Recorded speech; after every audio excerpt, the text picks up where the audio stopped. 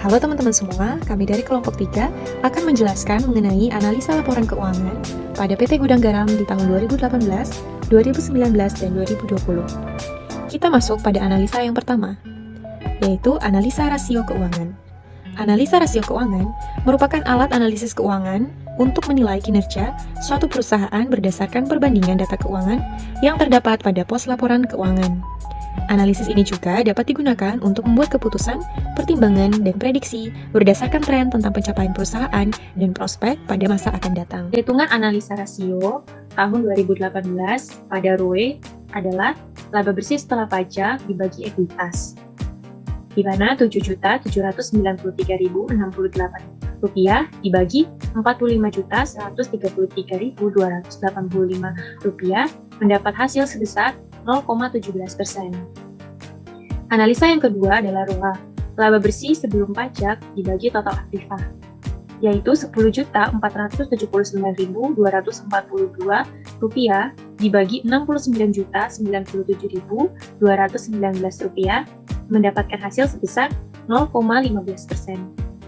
Analisa yang ketiga adalah ROI, di mana laba bersih setelah pajak dibagi total aset, yaitu Rp7.793.068 dibagi Rp69.097.219 mendapat hasil sebesar 0,11%. Analisa yang keempat adalah GPM, di mana penjualan dikurangi harga pokok penjualan dan dibagi penjualan, mendapatkan hasil sebesar minus 0,19%. Analisa berikutnya yang kelima adalah NOPAT margin, di mana EBIT dikali dalam kurung 1 dikurangi tingkat pajak, dapatkan hasil sebesar minus Rp8.362. Penjelasan berikutnya bisa dijelaskan oleh teman saya, Christina. Baik, selanjutnya ada EBITDA margin. Dalam perhitungan analisa rasio tahun 2018, EBITDA margin adalah rasio yang mencerminkan tingkat keuntungan perusahaan setelah pendapatan atau penghasilan usaha dikurangi dengan biaya produksi dan biaya operasional. Dengan rumusnya adalah laba bersih ditambah bunga ditambah pajak dan depresiasi sehingga memperoleh hasil sebesar Rp30.591.626. Berikutnya ada current ratio. Current ratio itu merupakan rasio dari 3 rasio likuiditas yang digunakan investor dan kreditor untuk mengukur seberapa liquid suatu perusahaan. Dengan rumusnya, aktiva lancar dibagi utang lancar dikali 100% sehingga mendapatkan hasil 2,05%. Berikutnya ada quick ratio. Quick ratio merupakan rasio yang mencerminkan kemampuan perusahaan untuk melunasi kewajiban-kewajiban yang lancar atau utang jangka pendek yang menggunakan aset-aset perusahaan yang paling liquid. Dengan rumus, aktiva lancar dikurangi persediaan dibagi utang lancar dikali 100%, sehingga mendapatkan hasil 0,3056% dan dibulatkan menjadi 0,31%. Berikutnya ada cash ratio. Cash ratio adalah rasio yang mencerminkan posisi kas dan setara kas perusahaan untuk menutupi kewajiban-kewajiban lancar atau utang jangka pendek. Perhitungan rasio kas ini adalah kas dibagi dengan total kewajiban lancar. Atau bisa dengan rumus kas ditambah setara kas dibagi kewajiban lancar dikali 100%. Untuk perhitungan analisa rasio di tahun 2018 ini. Sehingga mendapatkan hasil 0,092%. Dan untuk perhitungan analisa rasio tahun 2019 dan analisa rasio tahun 2020 sama seperti perhitungan analisa rasio tahun 2018. Kami lanjutkan, yaitu tentang analisa common size. Analisa common size adalah salah satu teknik analisis laporan keuangan yang dapat mengukur proporsi masing-masing akun atau pos dengan total akun dalam laporan keuangan neraca maupun laba rugi. Perbandingan setiap akun atau pos dilakukan terhadap total akun masing-masing laporan keuangan. Analisa common size bertujuan untuk mengetahui proporsi masing-masing akun di dalam laporan keuangan terhadap common base-nya. Sini kita masuk ke analisis vertikal laporan neraca. Di sini, cara untuk menghitung bagaimana kita bisa mengerti dan mengetahui analisis vertikalnya dari contoh yang seperti tertera ini, dari setiap komponen atau akun-akun itu dibagi dengan total asetnya. Kalau kita pakai tahun 2020 saja, di sini contohnya, ketika kita ingin menghitung berapa persen kas dan setara kasnya pada tahun 2020, maka cara yang harus kita lakukan adalah kas dan setara kas pada tahun 2020 4774272 kita bagi dengan total asetnya, yaitu sejumlah 7819149.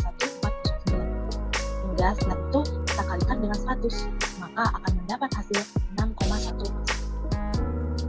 Jadi total aset itu menjadi 100%-nya dari setiap akun-akun tersebut. Jika untuk menghitung akun-akun yang lainnya sama seperti kas dan setara kas tadi, tinggal dibagi dengan total aset lalu dikalikan dengan 100. Begitu pula untuk perhitungan lainnya. Baik, lalu selanjutnya kita akan masuk pada analisis horizontal laporan neraca. Di sini ada 3 tahun dan yang menjadi tahun dasarnya kita ambil yaitu tahun 2018. Di sini untuk menghitungnya itu bukan lagi setiap akun dibagi dengan total asetnya, tetapi setiap akun tersebut per tahunnya kita bandingkan lalu kita kalikan 100%.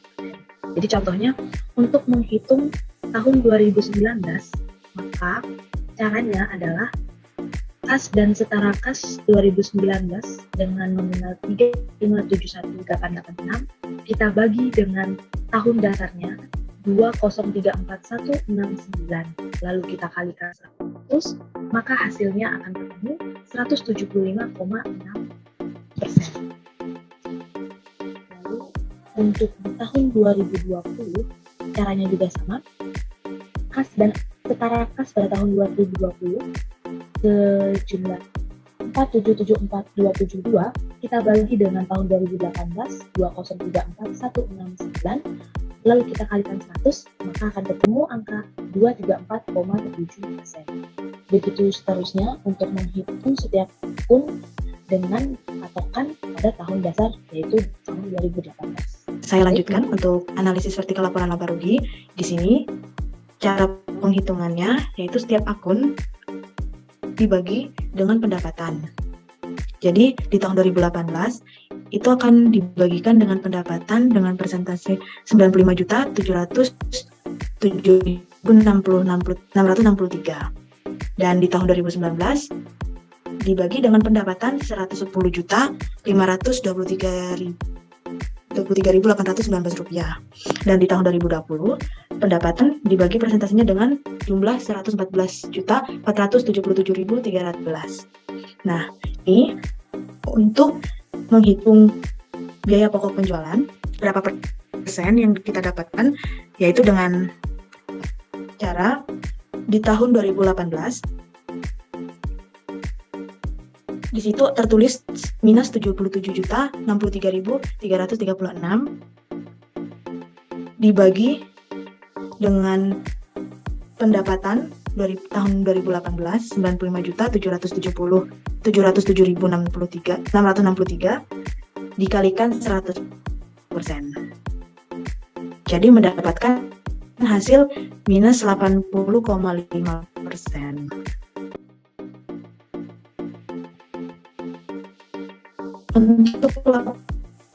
Untuk perhitungan laba brutonya sama seperti perhitungan biaya pokok penjualan. Jadi di jumlah laba bruto tahun 2018 itu 18.644.327 dibagi dengan pendapatan 95.707.663. Setelah itu dikalikan 100%. Menjadi hasilnya 19,5%. Di sini kita bisa melihat bahwa di tahun 2020 itu mengalami penurunan 15,2% untuk laba bruto. Jadi untuk hitungan ke bawah selanjutnya untuk akun-akun yang lain sama persis dengan cara di atas. Lanjut untuk analisis horizontal pada laporan laba rugi. Di sini untuk cari hasilnya yaitu tahun yang dibuat dari tiga tahun di sini, yaitu tahun dasar diambil dari tahun 2018. Jadi semua nominal yang berada di tahun 2018 kita jadikan sebagai 100% atau acuannya. Dan di sini kita akan menghitung untuk 2 tahun setelah 2018. Jadi untuk persentase di tahun 2019 pada tahun 2018 sebagai tahun dasarnya, itu kita ambil 2000 di tahun 2019 pendapatan dikurangi dengan pendapatan di tahun 2018 95 juta dibagi di tahun dasarnya 2018 yaitu 95.707.663 menjadi hasilnya 0,15%. Untuk di tahun 2020 kita ambil angka di pendapatan 114.477.311 kita kurangi dengan tahun dasarnya 95.707.663 dan mendapatkan hasil persentase senilai 0,20%. Untuk biaya pokok penjualan pendapatan lain-lainnya begitu juga dengan yang laba usaha dan semuanya perhitungan sama seperti biaya pokok penjualan dan pendapatan yang di atas. Sekian untuk penjelasan analisis horizontal laporan laba rugi komparatif.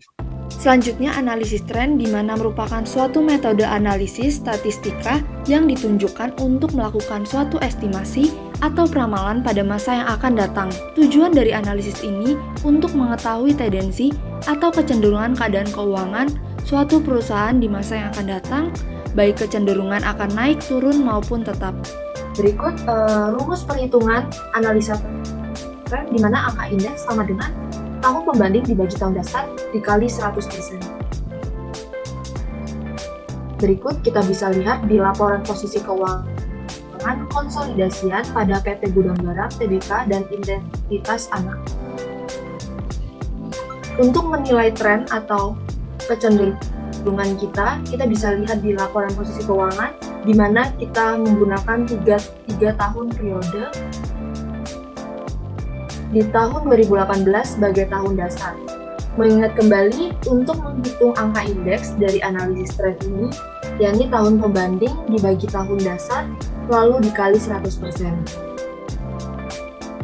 Pada aset lancar, kas, akun kas dan setara kas di analisis tren 2019 di mana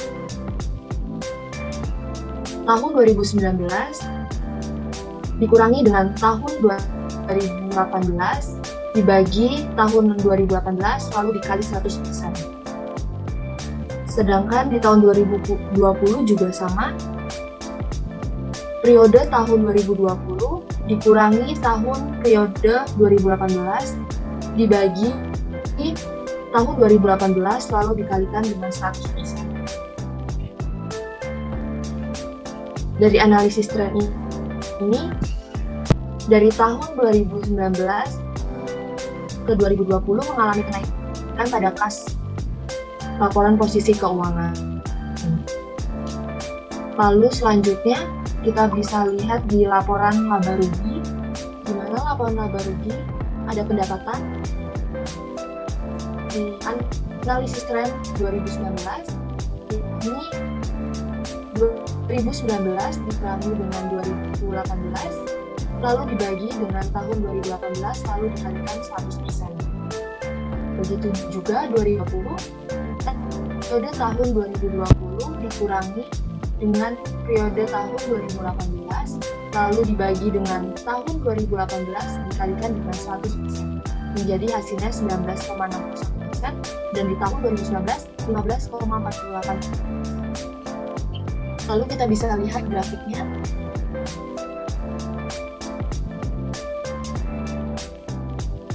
Di mana dari tahun 2018 ke 2020 pendapatan pada PT Gudang Garam mengalami kenaikan.